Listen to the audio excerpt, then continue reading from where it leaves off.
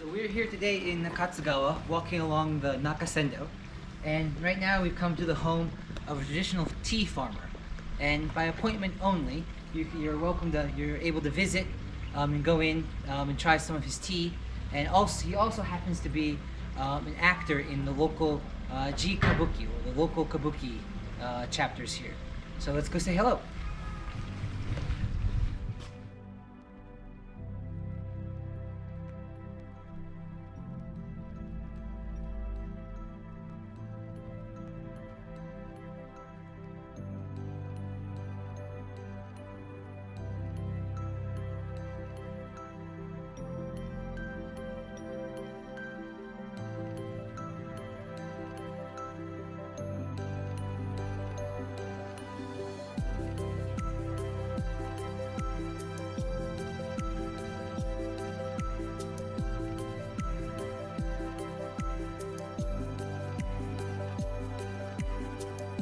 Just around the corner here, we have Kazama Shuzo, which is one of the 4 local breweries.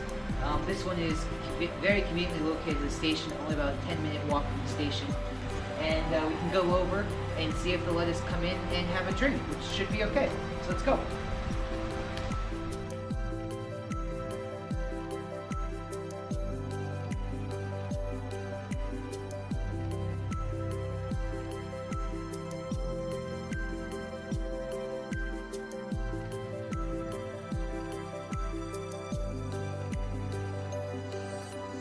Just arrived into Nakatsugawa.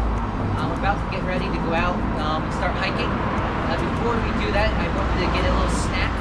So I came down the street just a little ways to this little shop here to have some gohei mochi. It's a local traditional food. So gohei mochi, as you can see here, is actually pounded rice, or mochi, formed into little balls in this area, and then dipped into a sweet sauce before it's grilled. The sauce recipes can vary, but here it's made with sesame and walnuts, soy sauce, and a few other things. So it's not only a delicious snack now, but it's also a great snack or a great thing to take with you if you're going out in the mountains, because it's very calorically dense. So something you can take some good food with you while you're out there. So enjoy.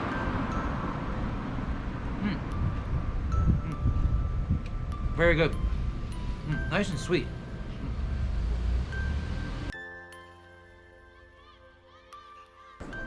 We're here at the start of one of the longest preserved sections of the Nakasendo.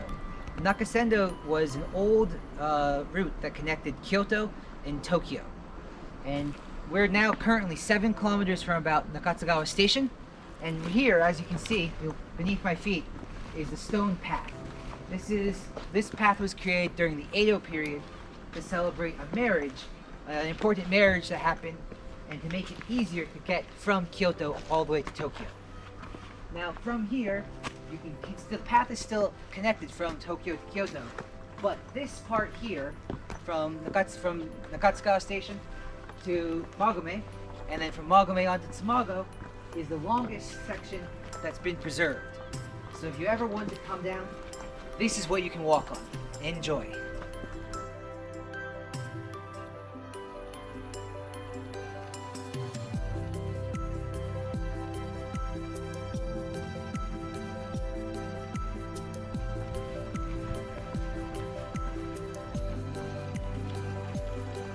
So we're currently still walking on our way from Nakatsugawa up to Magome, but we just passed this point here, which for any Japan history buffs might be of interest.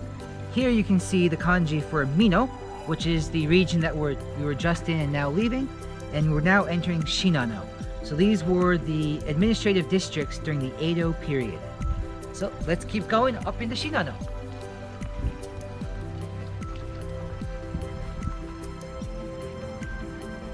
And here we are at the entrance to the Magomo-juku.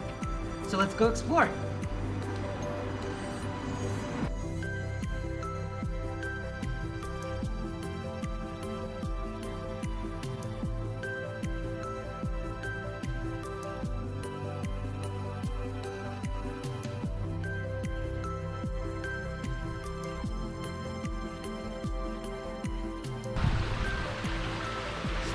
almost to the top of the Magome Juku approach before we actually get out into the countryside on our way to Tsumago. So what I'd recommend if you have a bit of time and you fancy a drink is to stop here. We've got the Cafe.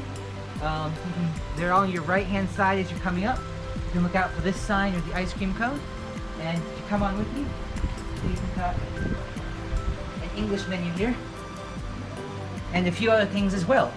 So you can grab your drink and then we'll show you in just a bit the view from their terrace, which is quite nice. So let's get a drink.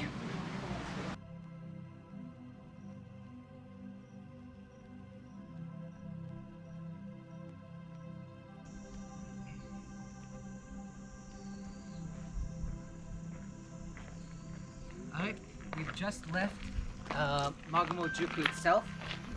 And just a short walk up the hill, we've gotten to this overlook just in time for sunset. So looking back over here, we have Magome Juku. This will actually be the end of my walk today. I'll be staying here, and then I'll meet you again tomorrow to continue on to Tsumago. So good night and see you tomorrow.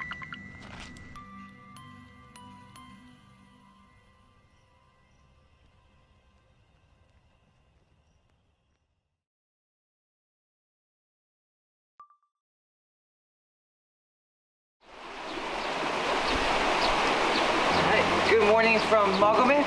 I just got up, had breakfast, and ready to head on to Tsumago. Really quickly before we head out today, on the NAKATSUGAWA, this is the 43rd post town coming from Tokyo. So if you start in Tokyo and you're making your way along the NAKATSUGAWA to Kyoto, this would have been the 43rd post town. Today we're making our way up, continue up and over into Tsumago, which is the 42nd. So right now the way we're walking, we're on our way to Tokyo. And this is going to be a good bit, about a 7-kilometer walk. It'll take roughly about 3 hours or so. It'll go up and then down into Tsumago. So let's get started.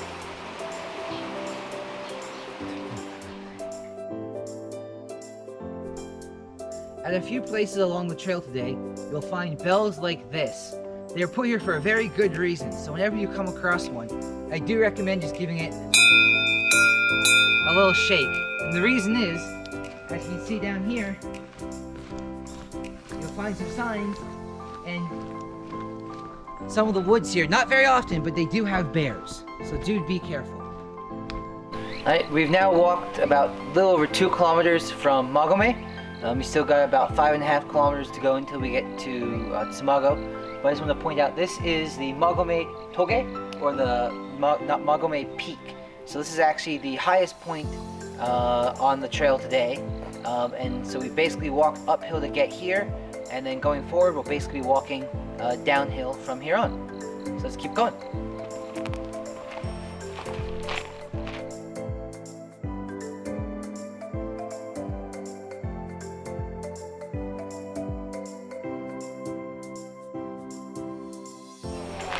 So we're now about a little under halfway between Magome and Tsumago, and conveniently located here, they've got a little rest house with free tea service.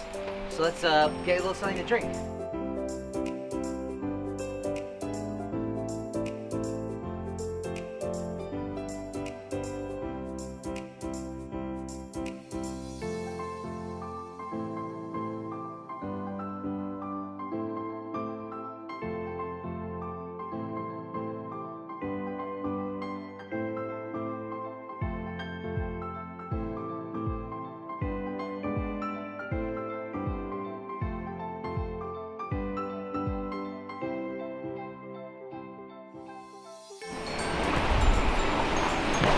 Alright, so we've just arrived into Tsumago.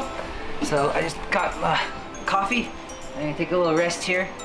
This cafe actually just opened last year, so it's a new addition to the Tsumago scene. Quite nice, definitely recommend you check it out. Cheers.